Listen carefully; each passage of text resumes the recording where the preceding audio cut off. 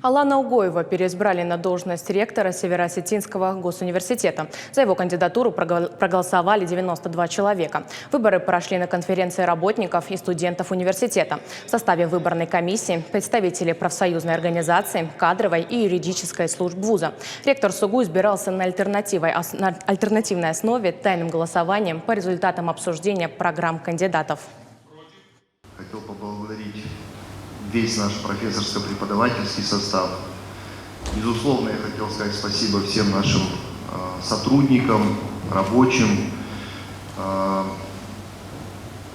тех людей, с которых начинается наше утро и заканчивается наш рабочий день.